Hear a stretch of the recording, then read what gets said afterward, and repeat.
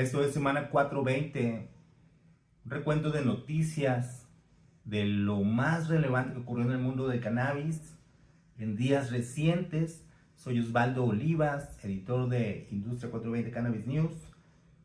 Y comenzamos con la primera historia, es Alemania, 2 meses después de que se legalizó el uso adulto en Alemania. Recordemos que desde el 1 de abril en Alemania se descriminalizó y se legalizó la posesión y el consumo de la planta.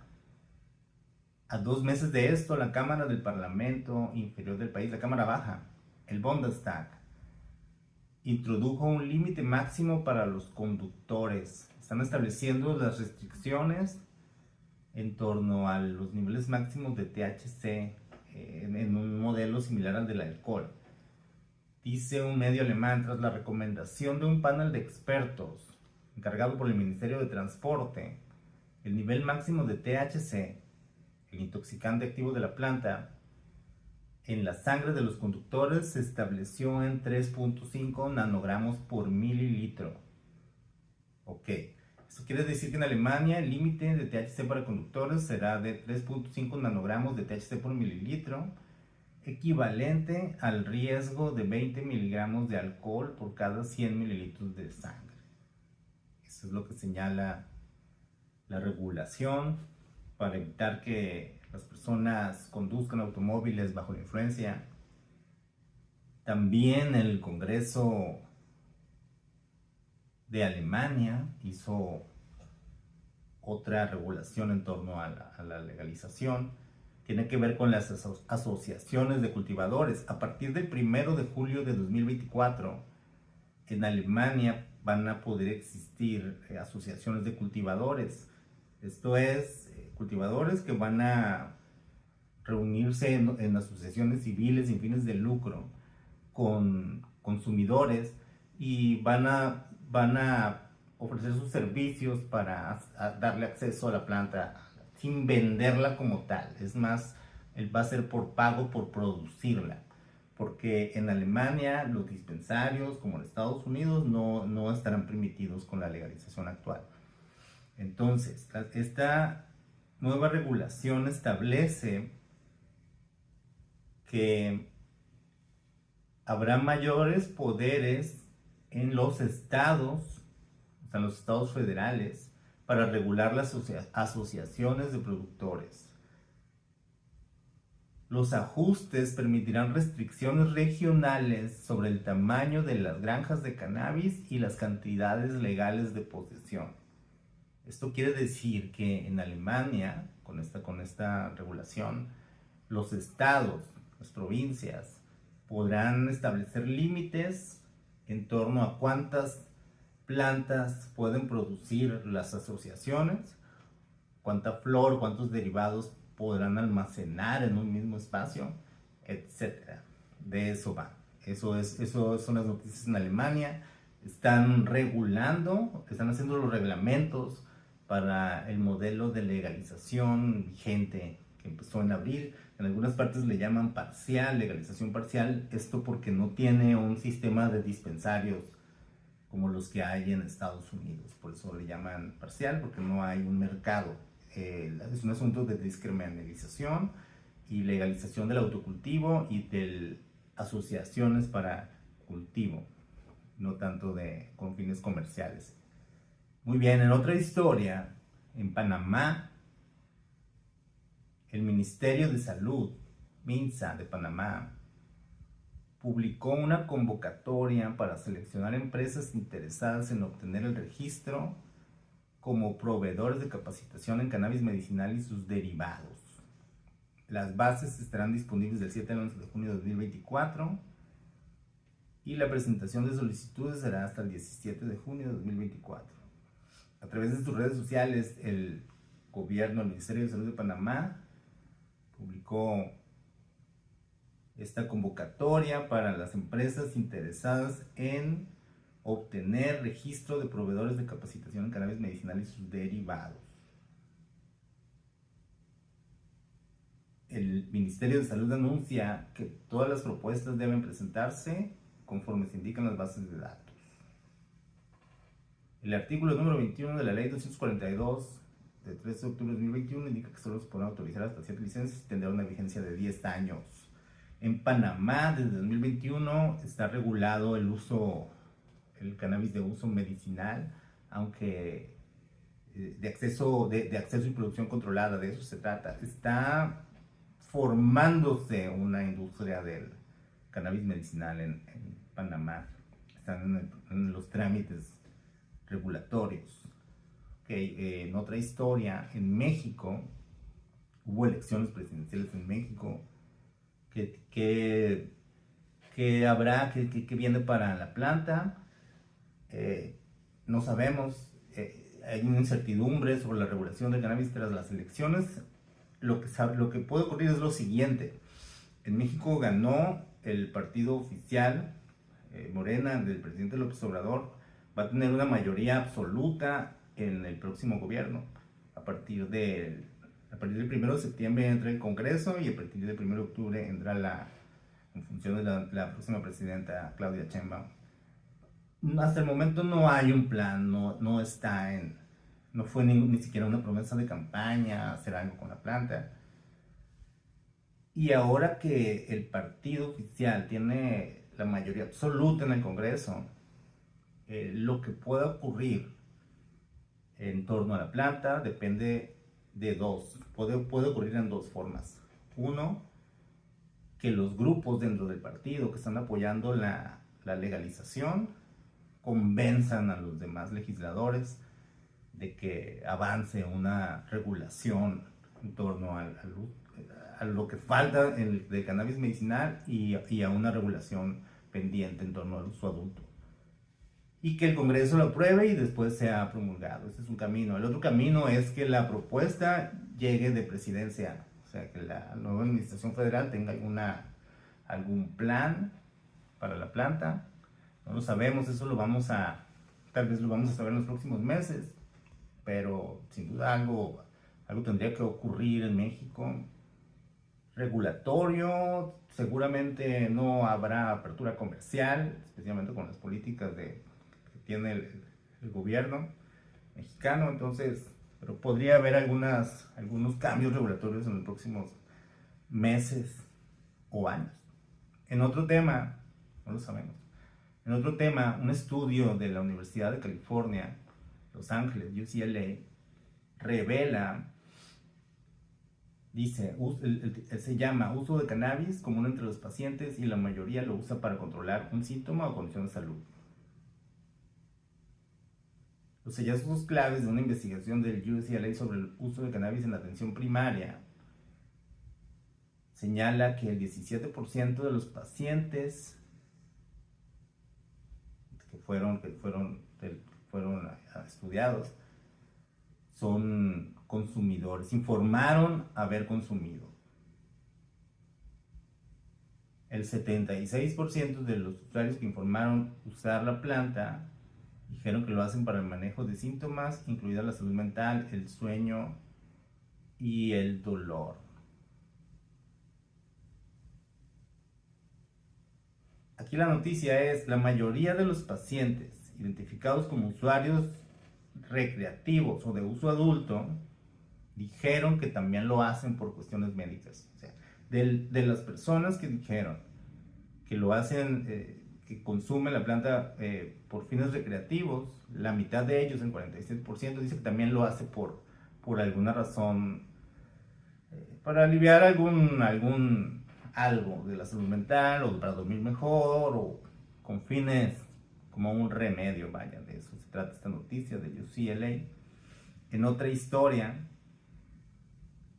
en South Dakota, Dakota del Sur, los votantes de Dakota del Sur decidirán en noviembre si legalizan o no el uso recreativo o uso adulto de la planta. Será la tercera ocasión consecutiva en la que la legalización estará en la papeleta electoral en Dakota del Sur.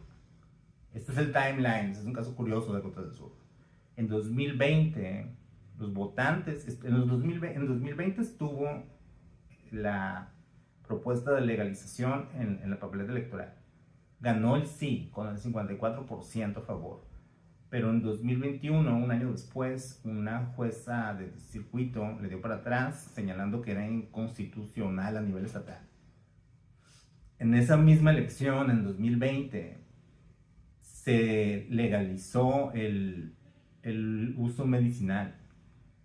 Es decir, en esa elección de 2020 votaron por las dos, por legalizar el uso medicinal y el uso adulto, y ganaron las dos. El uso medicinal ganó con el 69% y está vigente desde entonces en Dakota del Sur. Y en 2020 ganó el sí también al uso adulto con el 54%, pero luego en los tribunales le dieron para atrás. Luego en 2022 se volvió a votar, en las elecciones de 2022 se volvió a votar y ganó el no con el 53%. Ahora en 2024 habrá un tercer intento, ya veremos qué ocurre en noviembre. Será uno de los estados que buscarán, en los que a través de la papeleta electoral, del voto, legalizar el uso adulto, al igual que ocurrirá en Florida, en el estado de Florida. Por cierto, en otra historia, el gobernador de Florida, Ron DeSantis, vetó una ley que iba a restringir las ventas y producción de derivados del hemp o cáñamo. Aquí en Florida había una ley, la ley SB 1698, aprobada por los legisladores en marzo de 2024. Ya estaba en el escritorio del gobernador DeSantis y al final la vetó, no va a ocurrir. Y lo que quería esta ley era prohibir la venta de derivados intoxicantes del hemp o del cáñamo. Es decir, todos los productos de la planta que venden en smoke shops, prerolados, Delta 8, todos los productos derivados del hemp. El hemp son las variedades de la planta de cannabis bajas en THC con menos de 0.3% de THC. Son legales en Estados Unidos desde 2018, por eso se venden en los smoke shops. Y lo que se legalizó fue el CBD y estos cannabinoides o derivados intoxicantes. Muchos de ellos, como el Delta 8, se obtienen a través de transformar el CBD en Delta 8, que se vuelve un poco intoxicante. Intoxicante me refiero a que provoca un high, como el Delta 9 THC, o el que es el que comúnmente conocemos de la planta. Entonces el gobernador DeSantis vetó esta ley que lo iba a prohibir. En un mensaje de veto, el gobernador dijo que los objetivos de la legislación son encomiables, pero impondría cargas regulatorias debilitantes a las pequeñas empresas y casi seguramente no lograrían sus propósitos. Es decir, la vetó bajo el argumento de que iba a afectar a los pequeños negocios. Curiosamente, el gobernador veta esta ley que iba a prohibir la venta de derivados intoxicantes del cáñamo, hemp o cannabis bajo en THC, pero al mismo tiempo está en contra de la legalización que se va a decidir en las papeletas el próximo noviembre, la legalización del uso adulto, que tiene que ver con las variedades de la planta altas en THC que se venden en los dispensarios, que actualmente no está permitido en Florida, solo se venden de uso medicinal, es decir, con una recomendación médica. Entonces, interesante. DeSantis, por un lado, a favor de que sí se siga vendiendo algunos productos de cannabis y en contra de otros. En otra historia, Michigan, el estado de Michigan ahora vende más cannabis legal que California. Históricamente California es el estado que más planta vende por su tamaño, porque lo legalizó el uso medicinal desde los 90s y el uso adulto en 2012. No, perdón, en 2018. Michigan ahora vende más cannabis legal que California, según datos compartidos con el medio SF Gate, San Francisco Gate, por BDSA, una firma de análisis de cannabis. Dicen que Michigan vendió 22 millones de productos de cannabis en marzo, mientras que California solo vendió 21.3 millones de productos. Cualquier empaque individual de cannabis, como flores o un bolígrafo de vape, una pluma de vape, cuenta como un producto. Pero la parafernalia de los usuarios, como los papeles para forjar o las pipas, no. Ok. Contaron los productos en venta de productos individuales. Michigan superó a California, pero no significa que obtenga más ingresos. California sigue siendo el estado que tiene más ingresos. Vendió 1,000 millones en los primeros 3 meses de 2024, mientras que Michigan tuvo ingresos por 786 millones, 3/4 partes, poco más, durante el mismo periodo. Interesante cómo otros estados ya tienen industrias maduras. En otra historia, en Carolina del Norte, el uso adulto es ilegal, no está legalizado, pero hay una zona que es una nación soberana de una tribu Cherokee, se llama The Eastern Band of Cherokee Indians, la zona oriental de los indios Cherokee o la banda oriental, que es una nación soberana y es una tribu reconocida por el gobierno federal, y ellos comparten una zona con el estado de Carolina del Norte. Y la tribu aprobó una ordenanza que permitirá el uso y la venta de la planta con fines recreativos en tierras tribales. Esta tribu ya cuenta con un dispensario de uso medicinal que abrieron el pasado 20 de abril, el 4/20. Le venden exclusivamente a personas que tengan una identificación que los acredite como pacientes de cannabis medicinal, no importa el estado. Esa regla es la que tienen, y ahora van a tener también dispensarios de uso adulto, o sea, no van a pedir alguna identificación de otro estado de cannabis medicinal. Interesante, en el estado es ilegal, en Carolina del Norte es ilegal la venta y todo lo demás, pero en las tierras tribales de las tribus Cherokees sí es legal, porque la tribu lo aprobó. Es un caso muy interesante de cómo la disparidad legal de la planta en Estados Unidos, porque se mantiene como una sustancia controlada con todo, y la reclasificación, este tipo de situaciones van a continuar. Y una historia más, el jugador de la NFL, Randy Gregory, está demandando a la NFL, jugador de fútbol americano, y a los Broncos de Denver por haber sido multado con $532,500, $500,000, por tomar medicamentos que contienen THC para discapacidad durante su estadía en Denver.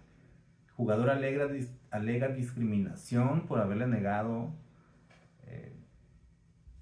el permiso para esta medicina. ¿Qué pasó aquí?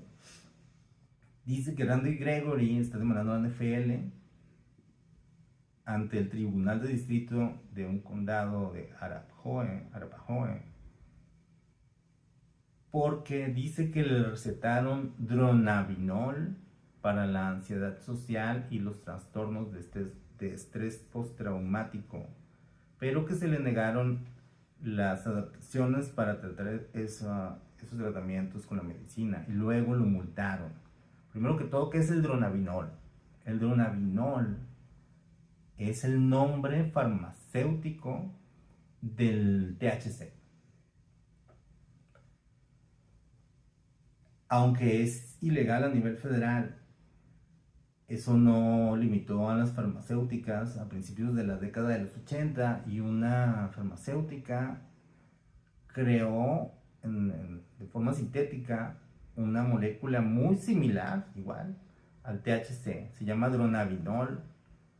Es muy similar al compuesto psicoactivo de la planta, y en 1985 fue aprobado por la FDA para tratamientos de anorexia asociada a la pérdida de peso en pacientes con SIDA y náuseas y vómitos asociados con la quimioterapia. Dronabinol es una sustancia controlada también, pero no es la planta. Es la versión sintética del THC, el dronabinol. Y esto fue lo que le prescribieron a Randy Gregory. Entonces, aunque la NFL no suspende a los jugadores, ya no lo suspende, que dan positivo el THC, Gregory sí recibió una multa de $500,000 por repetidas pruebas positivas. O sea, estaría positivo en el antidoping con THC, pero el argumento del jugador en activo todavía, ahora está firmado con los Bucaneros de Tampa Bay. Lo que argumenta es que se lo recetaron los doctores, y lo que él consumía era THC sintético, es decir, dronabinol, por prescripción médica. Interesante. Si va a llegar es una demanda ante un tribunal, ya veremos si avanza la demanda o si la NFL y los Broncos de Denver llegan a un acuerdo, porque pues se limitó, recibió multas que el jugador Randy Gregory considera que estuvieron de más, porque se lo recetó el doctor.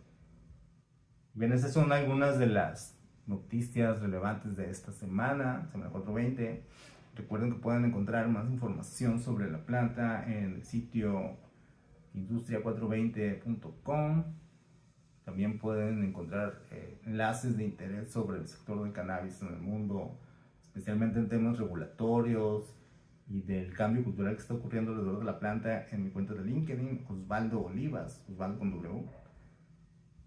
Y también pueden escuchar este programa cada semana, tanto en YouTube como en las plataformas de podcast, y ahora también los martes a través de la estación digital enfocada en la planta, Green Coast Radio, greencoastradio.com. Los martes allí pueden encontrar la repetición, es los 3 días, 3 veces se transmite. Muchas gracias al equipo de Green Coast Radio por la transmisión de semana 420 para toda la comunidad latina de Estados Unidos de habla hispana, y para la comunidad que se interesa por la planta en toda Latinoamérica. Un gusto, como cada semana, estar con ustedes compartiendo las noticias de interés, y hasta la próxima.